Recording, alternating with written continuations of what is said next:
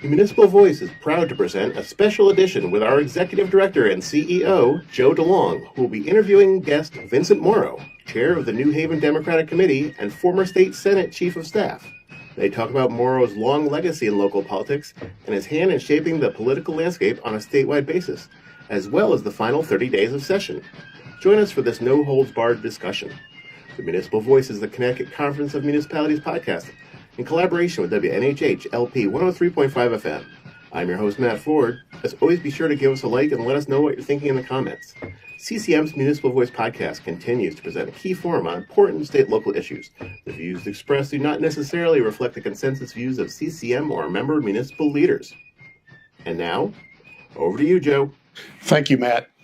So as most of you know, Connecticut native David Letterman now has a show on Netflix that's titled My Next Guest Needs No Introduction.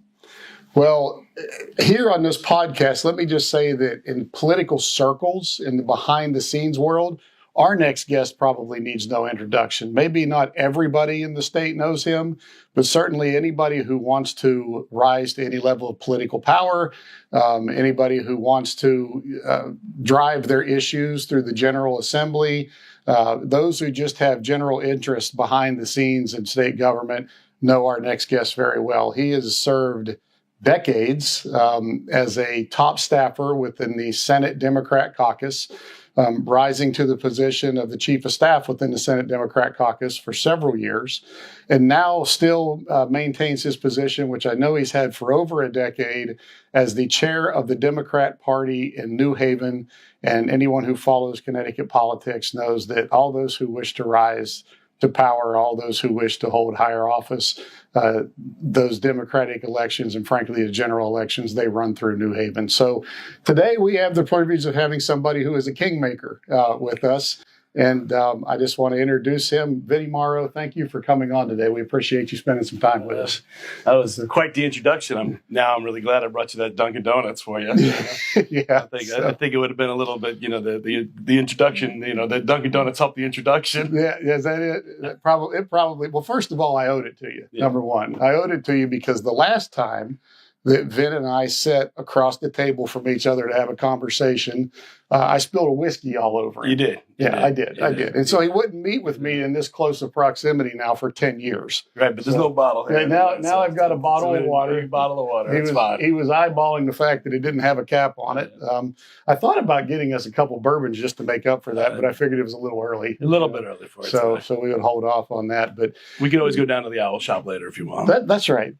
So, we're going to talk about that, why we met that face-to-face over a decade ago is because we were off to a rocky start. Yeah. And I think that was an attempt to try to smooth some things over from that rocky start. But it also, it tells you how well it went when I spilled whiskey all over you. But, we gave a little bit of an introduction, Van, about your positions, both with the Democratic Caucus, the Senate Democratic Caucus, as well as here in New Haven. But before we dig too deeply, I'd just like to take some time. Everybody in the political circles knows who you are, but do they really know who you are? Like let's talk about, you have an interesting career path that you've carved out. I know that you have had, like many people, but you have certainly had some tragedies early in your life and all those types of things. Could you take a little time just to have a conversation about how you got to where you are today, the path that got you there? What makes Vinnie Morrow tick? All right. Yeah, I think it all starts in New Haven to me, right? I mean, I was born into, as you well know, a political family. But my father died young. I was 14. My sister was 10, So I sort of, as crazy as it sounds, my father's friends sort of became my friends and mentors and, Sure.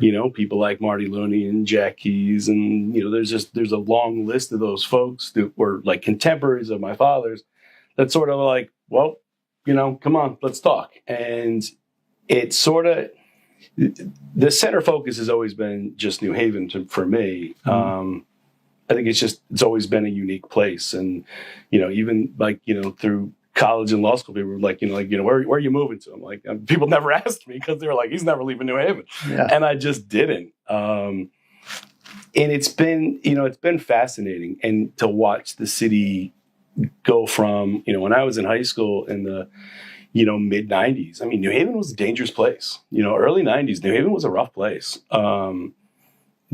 You had 30 murders, a couple of those years, kids that you played baseball with or basketball with, they were shot and killed. I mean, it was definitely a different place. And you've seen, like, over the last 20, 30 years now, how New Haven has just sort of changed in what people perceive it as, what people want to invest in. It's just been a remarkable, journey just being part of New Haven. Listen, the other things that motivate me, I don't know. I mean, I think, you're going to get the Red Sox, I got, and a few other things. And, Giants had a good draft. I mean, these are, a couple quick things. Now, can you go toe-to-toe with Marty Looney on sports trivia or not even close? No, I mean, it's remarkable. Marty is I mean, his Heisman Trophy shtick has been working for him for a long time. Absolutely. But no, it's still impressive. Listen, I mean, I still, impressive. It's always nice when someone asks them who the 82 Heisman Trophy with. I'm like, come on, everyone knows that was Herschel Walker. That's the one everyone knows. But it is. I've had the benefit of really good mentors, both politically mentors, just as moral compasses that have helped sort of guide me even when I start to stray, bring me back. But that sort of community, sort of feeling of people taking care of you. I mean, I'd like to just credit that. I mean, that's really what that was my whole life. So, and a lawyer by trade, right? Yeah, I went to Quinnipiac Law School and literally never left. I mean, literally never left New Haven. I tell people all the time, I still get lost in West Haven. Yeah. I mean, Jones Hill Road, I still get lost there. Do you ever consider hanging a shingle or doing that type of law, or you've always been tied into the public policy government side of the work? I think it's always been public policy and the politics and the intermingling of.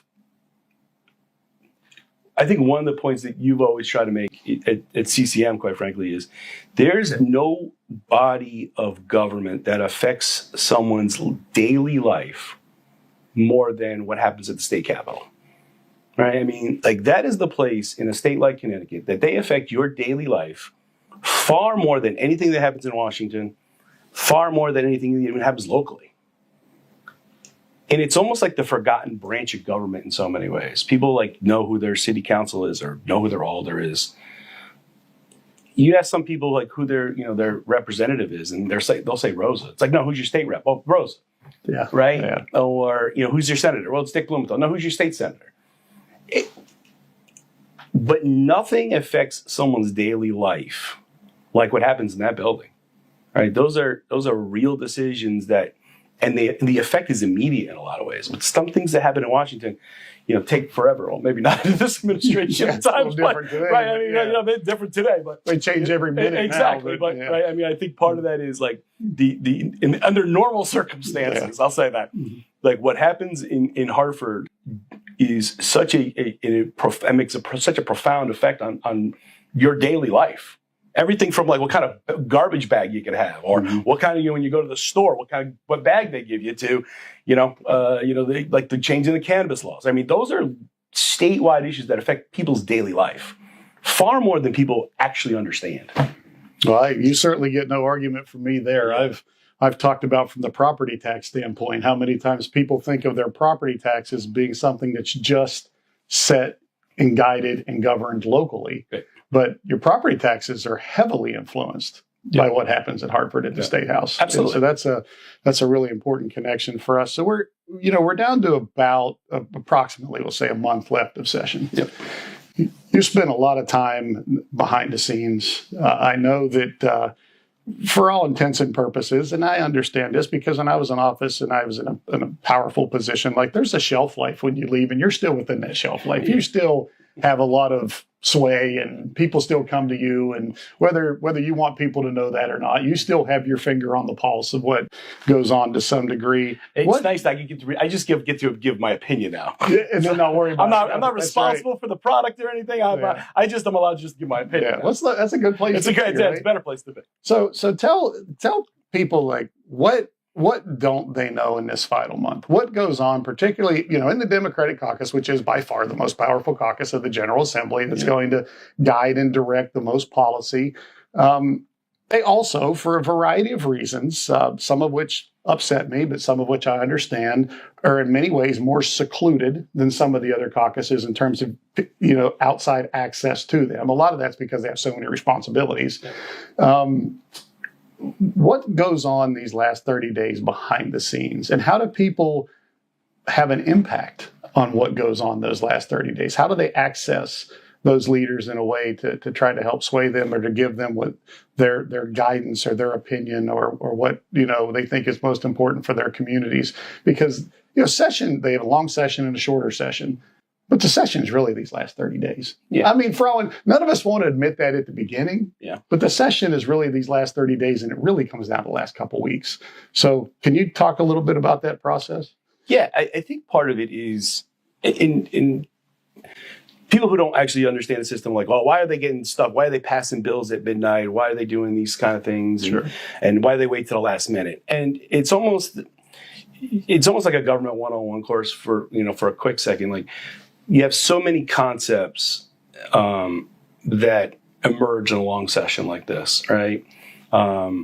Most of them don't have a chance, but the process was important to move the ball a little bit. Like incremental process. Got a bill raised, and this time I got a public hearing, and maybe I got to vote out of committee, and they keep working those concepts. I think what you see for a lot of the committees now is. And this is what makes Connecticut pretty unique in a way is the Democrats and Republicans work extremely well on 90% of the bills. Yeah.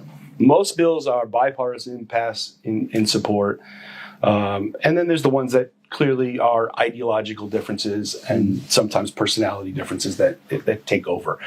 But what's happening now is all these committees are sort of like really putting the final touches on concepts and bills that they have been working on. In some cases, 2, 3, 4, 5 years, or in some cases just, this one session.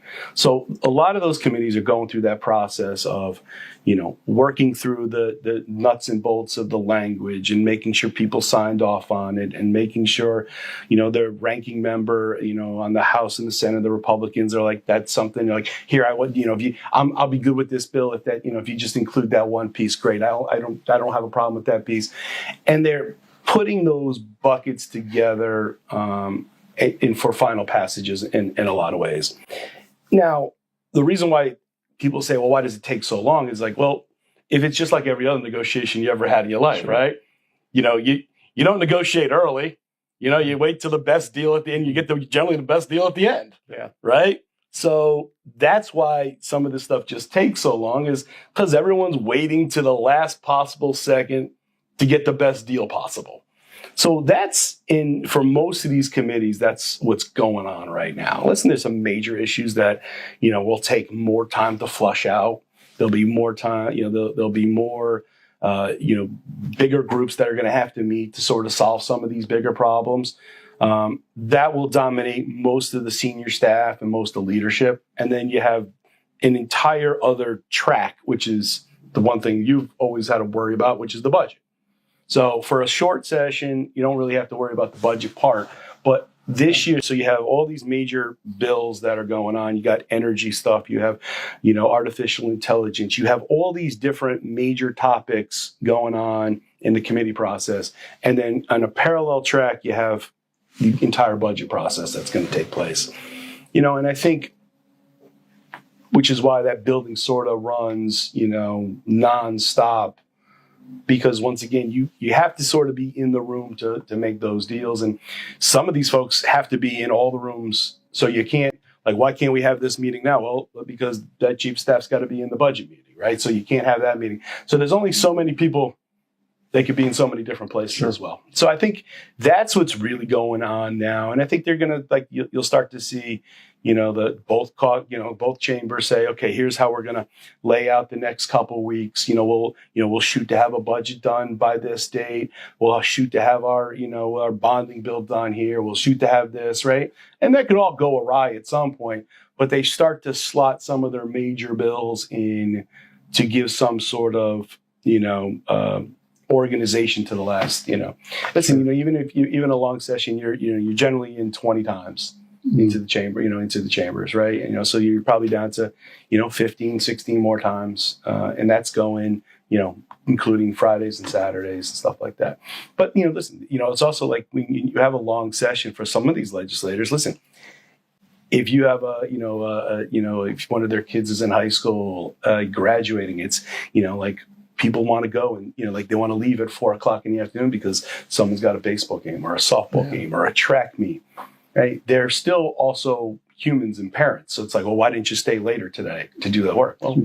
Well, because you know what? It's important for them to actually spend some time with because they're part-time citizen legislators and they have right. And they have jobs and they have families. Yeah. So part of it is this one, well, why do they wait to the end? It's like, well, because life is also, people take life into consideration. So, but that's sort of the behind the scenes as, they sort of map out the last month of session here, how to take the remaining time and be the most effective with the time you have left. Yeah. Obviously at CCM, we do a lot of things, but we are at our heart an advocacy, a lobbying and advocacy group. We have had, both good relationships and fragile relationships. Is that a nice way to put it? Fragile. You can use whatever terminology you want, but I think that there are certain legislators that really lean into and enjoy working with us and enjoy us as a resource. And I think there are certain legislators that are just like, here comes CCM, close the door, so I don't have to deal with them or I don't have to scream in their face for something they did or said. Sure. Give me your perception from the inside of how we approach things as an advocacy group to get messages out there for our towns and cities, where you may have some appreciation for the message and where you don't. I think that's important because somebody in your position, obviously, again, a lot of influence, a lot of political insider knowledge.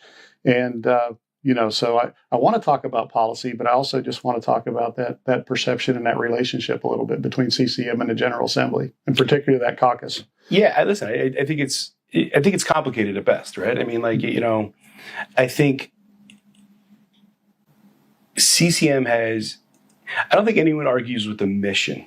Sometimes the messenger has been a problem. Mm-hmm. I will say that. But I think when you make a phone call about a bill or funding, I think it's listened to. But if the same phone call gets made by a mayor or first selectman that, it just means that much more. Of course. Yeah. Right? So I think, and it's part of your struggle as well, trying to engage your mayors and first selectmen to be more visible at the Capitol, to be more, aggressive in what they need. So I think no one argues. Couldn't agree with you more. Right. I mean, that's a hard thing to, and, listen, I mean, if you're asking a mayor to go up there for 3 days, it's like, or she's got, I got to run a city, right? I can't spend 3 days there. That's why I have you.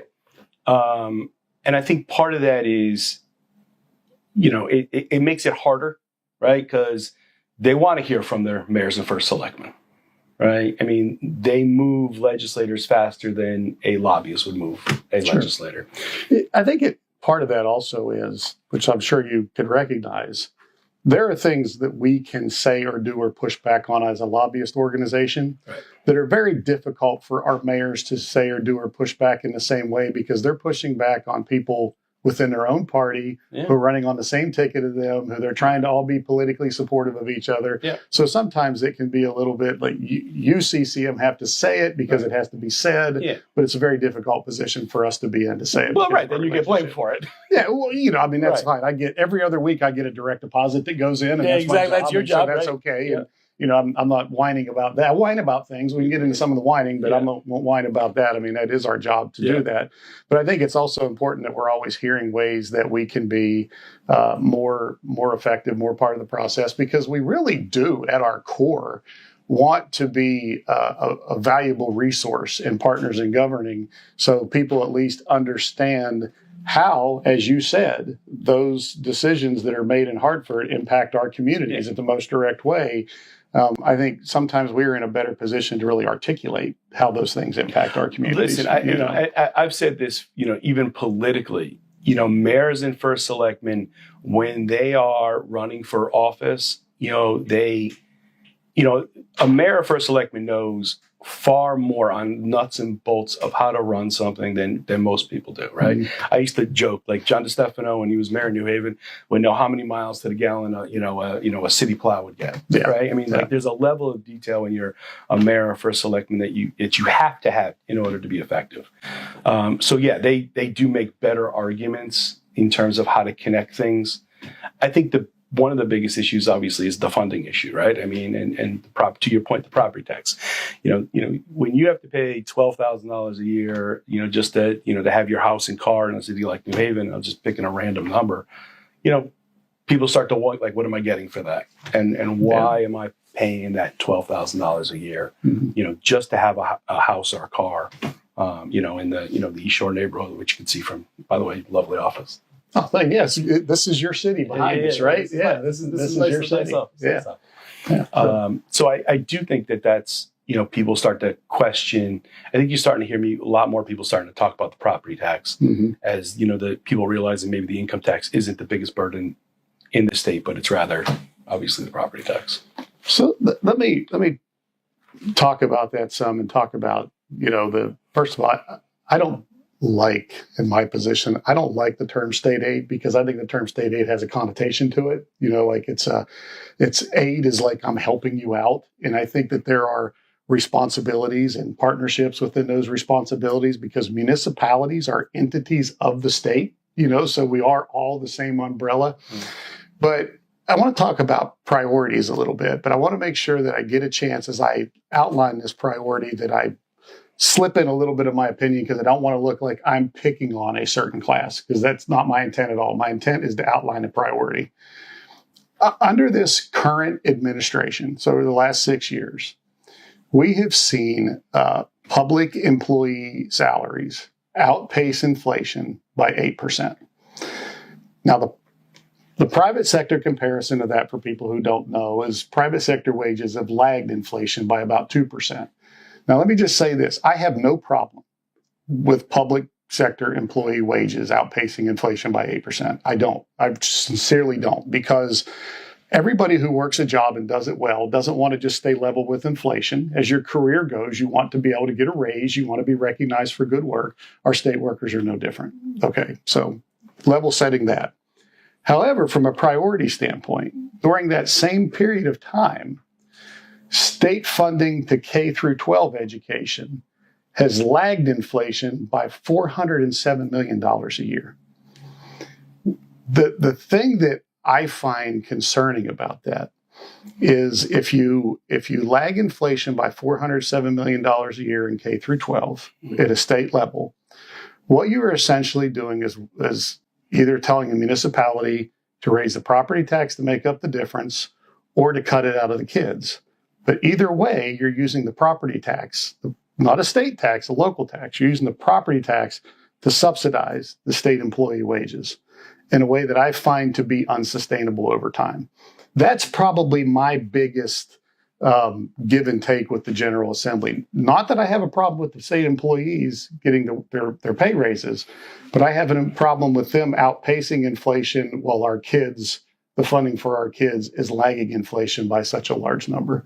Any thoughts on that? Yeah, I mean, I think you're picking on one specific part I'm picking on the largest budget. Part of municipal budgets, though. Right, the largest part. And one of the smallest parts of the state budget. And so I think that's part of, it makes for a better story when you talk about how much money people make. But I would say this, if we're going to have that kind of conversation, then the municipalities that have seen a decrease in tuition or enrollment, are they giving money back? I mean, I think that's a great question. I think we could have those conversations. But Right, again, but I mean, but it's fair, right? I mean, what I'm talking about is when I say lags inflation, I'm talking about lags inflation per pupil. So yes, we have had declining enrollments, but that's lags inflation per pupil. Right, So, but what I'm saying is, we could splice the numbers and the narrative all we want. You have towns that have seen a decrease in enrollment, yet are still receiving the same amount of money, if not more, than when they had their peak enrollment. So that delta right there is huge.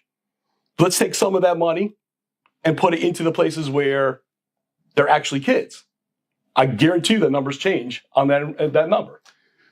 I think the first thing that you would find in that, and you have to dig in, you have to have leadership to dig in, no question about it. But the first thing you will find is you have a base of the funding formula that the state put in place. We call it the ECS formula. Yep. The base of the funding formula has not changed since 2013.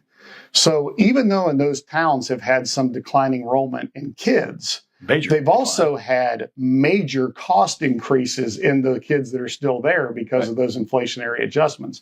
So my thing is, if you're going to fund per kid, should we at least not be funding per kid at least the level of matching inflation? So we're not driving the services down or forcing property taxes to go up. Listen, I mean, you could have those kind of conversations. I think those are good conversations to have. But the hold harmlesses and when you're using, and the reason why I'm talking about this is because you brought up education per se. Like those hold harmlesses, well, you don't have enough kids. Where's the money going? Right? I mean, I think part of this is people are losing. I think what you see, and I'll reframe it and take it out of this one particular issue, right? Mm-hmm. I think what you see in government, and I think you see it from the federal level all the way through now, is I think citizens, there's a credibility gap, right? Fair, yes. Right. Absolutely. I think it's a credibility gap, right? When you tell somebody, we're going to do this for you, do that for you, and you do it over years and years, and that's Democrat or Republican. And the problem persists. And the problem persists. I don't want to cut you off. Right. We do have to go to a break. But let's pick this up right after the break. I think it's a great conversation. I'm excited to have it with you. You are listening to the Municipal Voice on WNHH 103.5 FM. Okay, welcome back.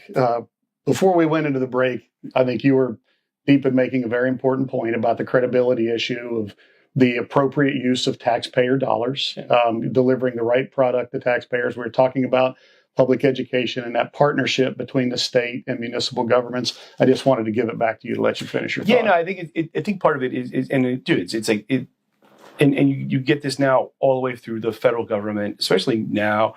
People are losing faith in government in a lot of ways. So this reestablishing government as a place of that people have faith in it, right? And reestablishing that credibility.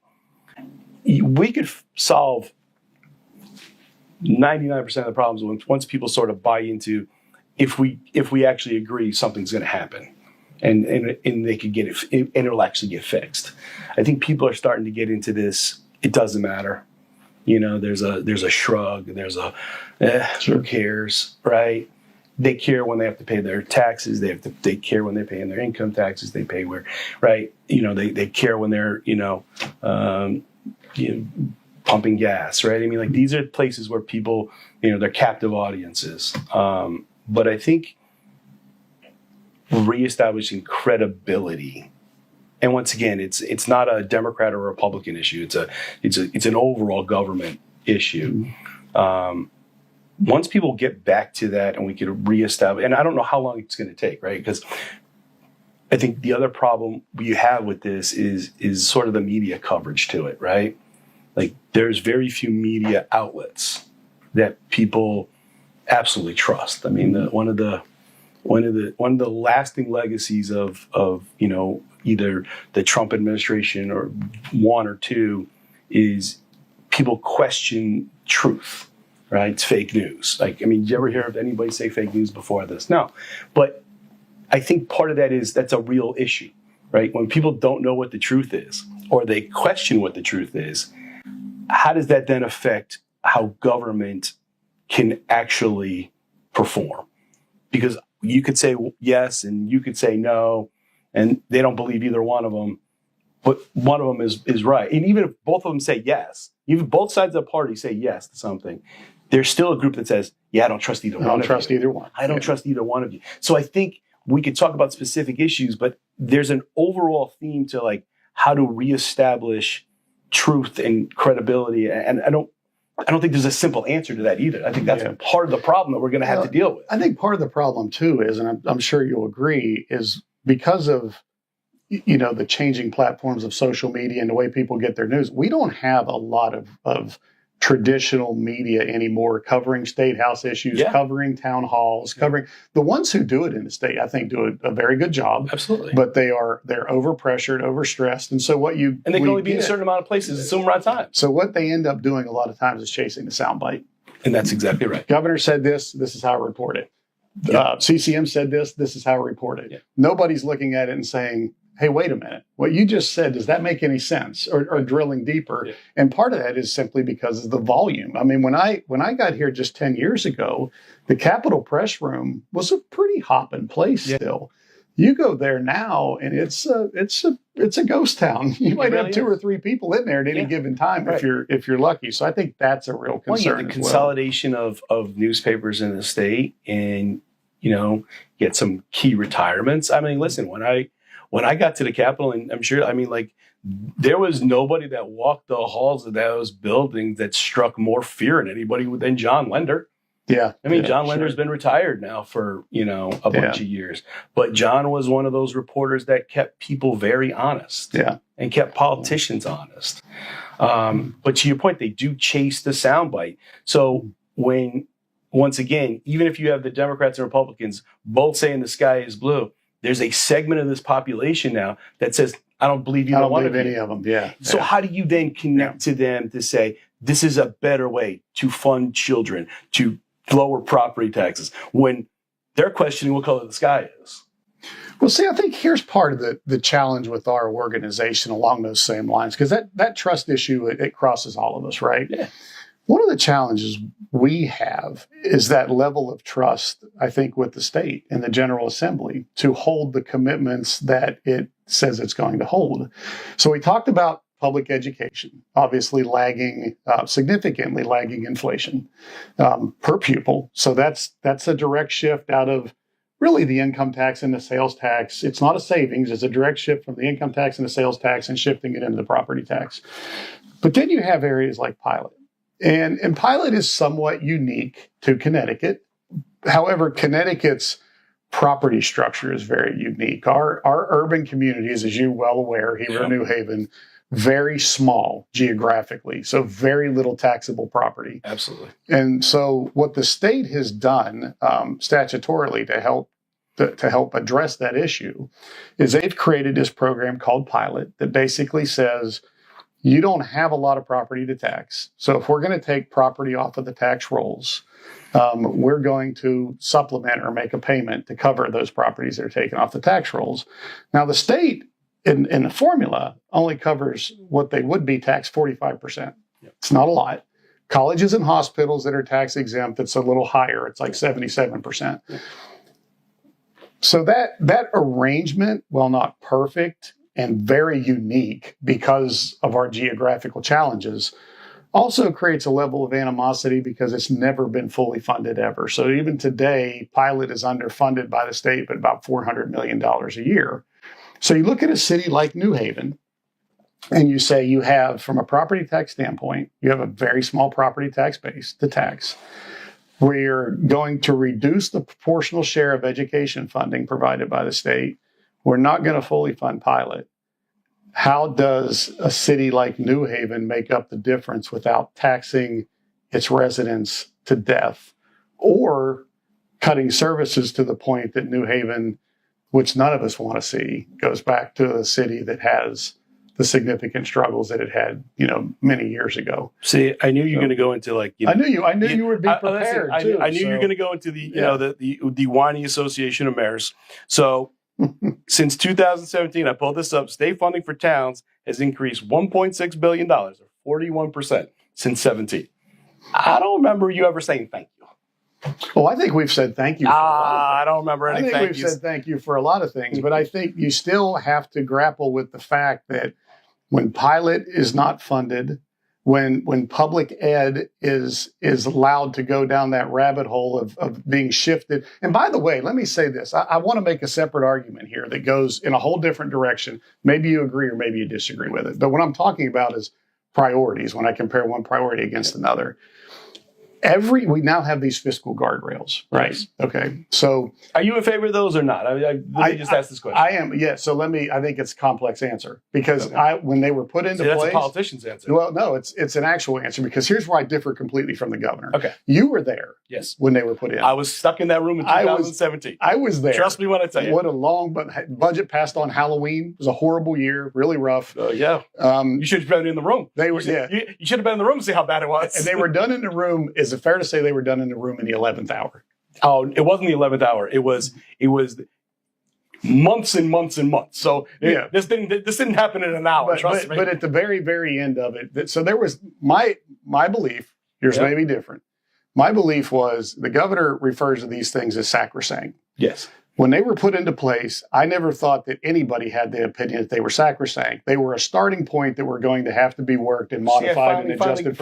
You agree with Marty Looney on something. Yeah, absolutely, 100%. And by the way, our organization does too. So do I think that we should take the fiscal guardrails and get rid of them? No. Okay. Do I think that they absolutely need to be modified and brought up to the current times and talked about, not as something that's sacrosanct, but as something that has to move and evolve?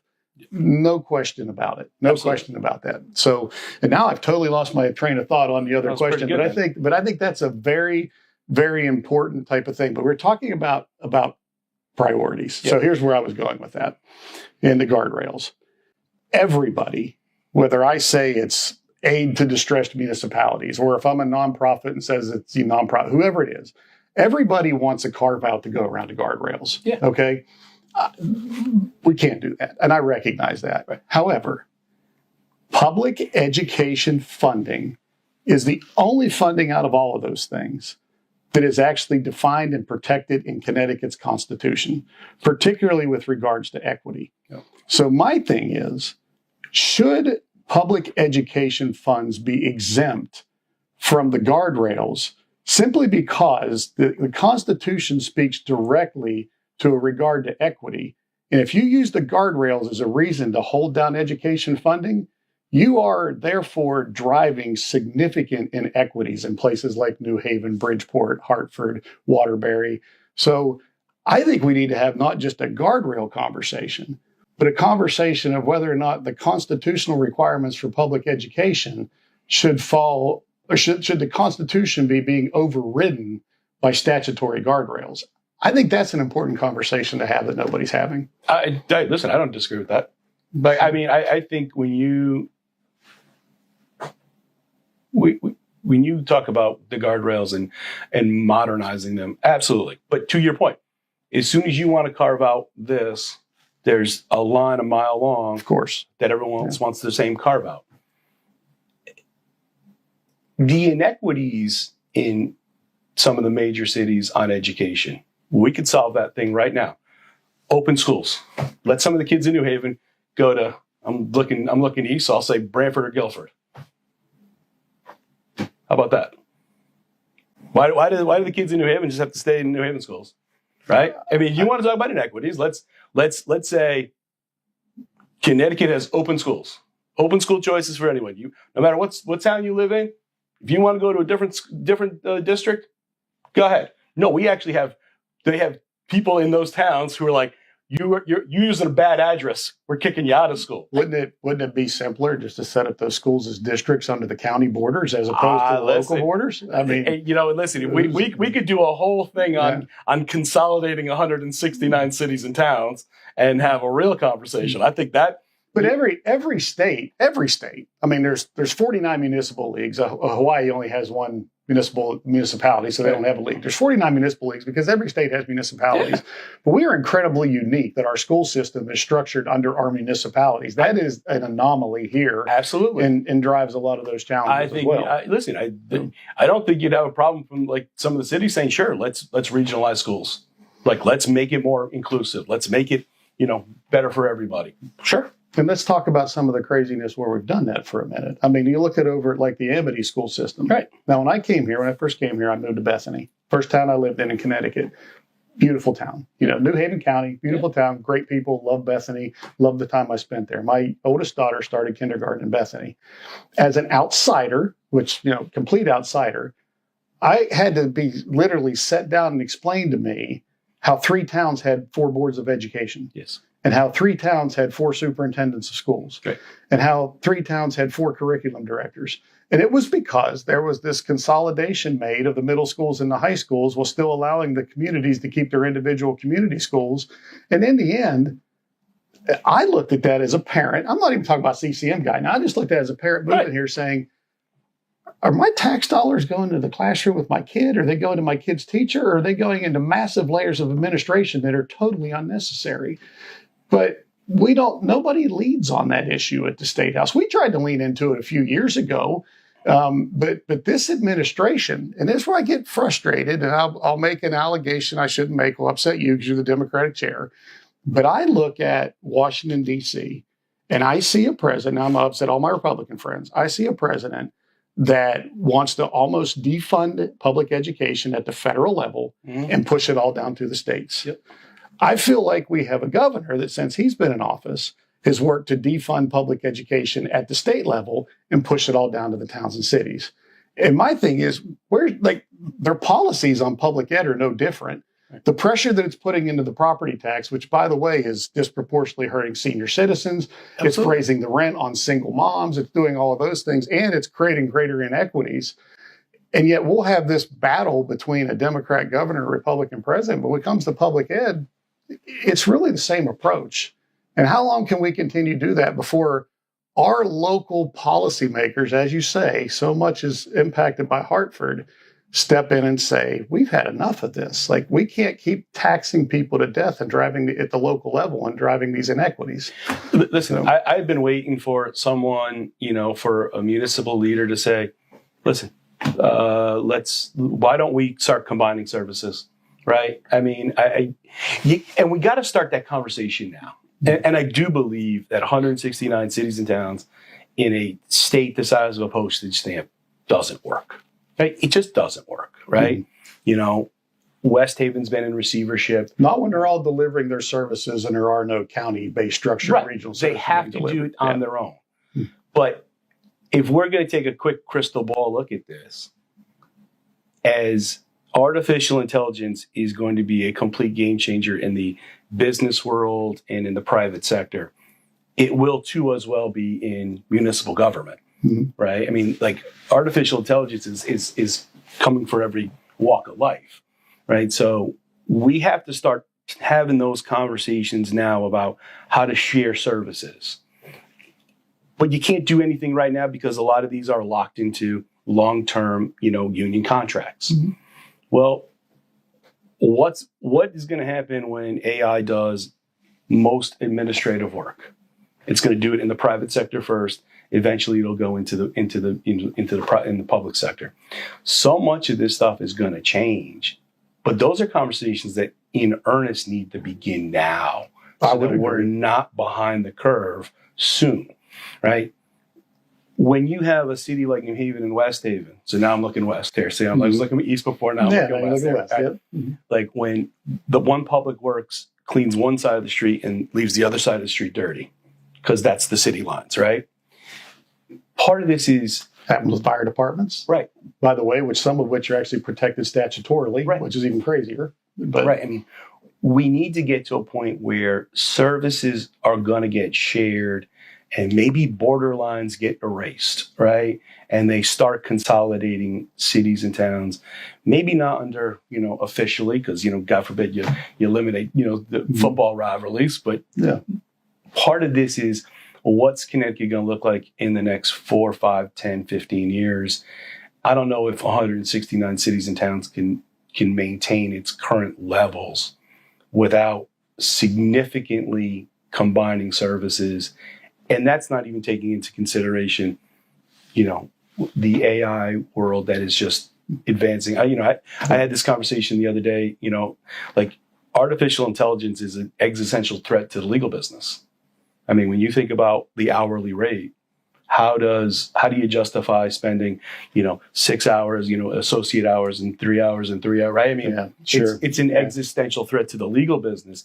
So as opposed to including everything else, how's that going to affect a municipal government when all of a sudden AI is going to be able to send every invoice and collect all the money? It's going to be able to do 1,000 other things that currently employees are doing right now. Mm-hmm. Are those employees going to be protected? Is artificial intelligence going to replace them? It's not going to happen In overnight. a collective bargaining state, it's going to happen slower than most places. By the way, I support collective bargaining. Right, I always but that's have, my and I'm point. just Right. saying But that I people are think going to these are fight to hold on to conversations. those Right, but jobs. this is what I'm saying. Yeah. That's why these conversations almost need to be happening somewhere soon, Mm-hmm. because there needs to be some sort of, because when it happens, we're going to be caught flat-footed.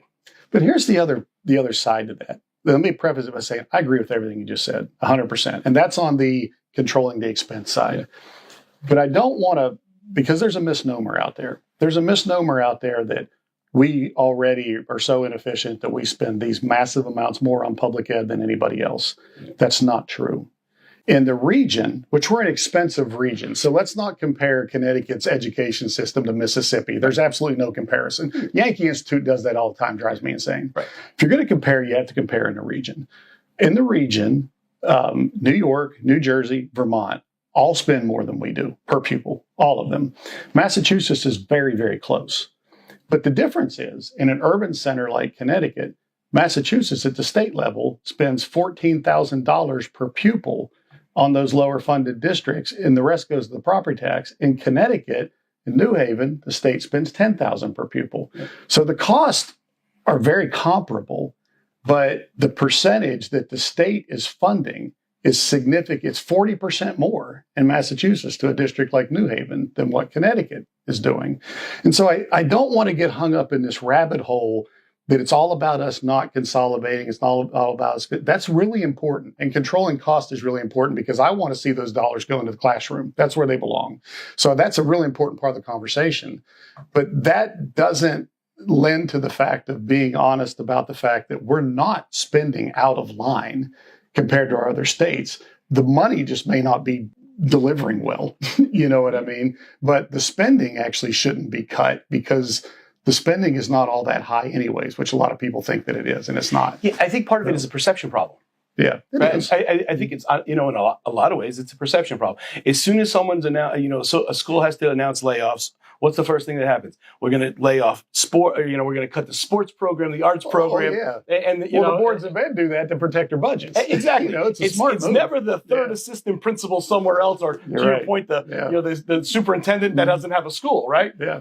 So there is I think a perception problem that needs to also be overcome, so that when people, I don't think if you ask the legislator, if I'm going to give you $1 and I give you, like you could give it to a school, if you said to them 90 cents on that dollar is actually going in the classroom, I don't think any of them say no.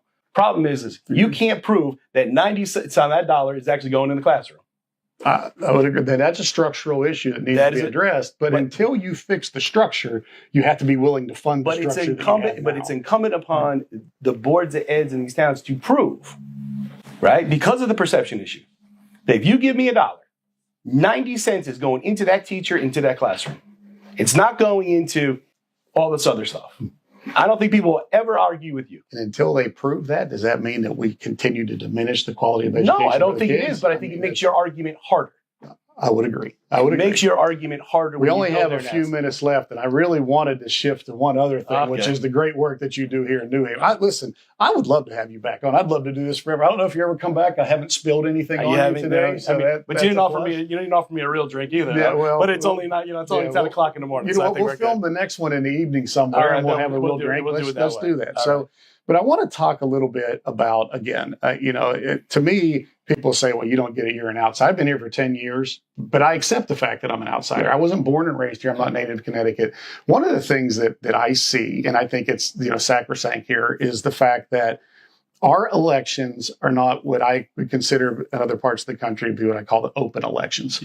Where I would run, you'd have the Democratic Party would typically say, we've got 6 good people running, and we support all 6 of them in the primary, and whoever wins, we're all going to come together and unite, and we're going to back our nominee in the fall. That's how it's done in some other parts of the country. Here, to get on the ballot is much more controlled by the local parties. And so, to some degree, you take the voter in at least the first wave, you take the voter out of the equation, and you put somewhat power brokers in. So if I am not endorsed, if I'm not loved by Vinnie Morrow, my only way to get on the ballot may be to go out and petition and put a bunch of work in and get signatures and all of that. Talk to me about that in turn. I think you do great work. So I'm asking, it's a hard question, but talk to me about that in terms of the voice of the people. Does our political election process here, being so party controlled, take away the voice of the people in terms of selecting their nominees? I think part of it is, the primary system, right? I mean, to get on the ballot as, for a statewide office, you need 15%, of any convention, which in a lot of ways is not very difficult. Yeah, at a statewide convention, it's less than 400 people, right? To qualify you for a ballot. On the local levels, it's 1% of the registered Democrats in the area, in the place. I mean, so in a city like New Haven, it's a couple thousand signatures. I mean, I don't know if ballot is, and so I don't think I understand your question, but I don't think it's ballot access, because if you're a candidate and you're motivated, you could get on the ballot, right? Ballot access isn't the issue. I think it's the lack of. I mean, and I will say this, and my Democratic friends will have a hard time with this. I believe at some point we need to go to open primaries, right? I do believe at some point, and I think the Republican primary, I think what you see in a lot of this is people are registering as independents or unaffiliated. So there's this giant, people who don't then have a say in the election, in the primary elections, where the major candidates are chosen. I think in some states they have open primaries, which I think you engages a lot more people in that process. I do believe at some point we're going to have to go to open primaries. I think as both parties sort of pull closer to the polls, the opposite sides. I appreciate. I'm sorry, I'm getting the hook. I think we're up on time. Right. But I appreciate your time so much. I appreciate you coming and spending the morning with us, and I'd love to do more of this. All right, man. Thank you, sir. All right. The Municipal Voice is a co-production by CCM and WNHH 103.5 FM. Joe Thornton is our executive producer, Christopher Gilson is our producer, Harry Draws is on the boards, and I'm Matt Ford, your host. Be sure to check out our Facebook page and give us a like, and watch out for our CCM chat series on our YouTube page.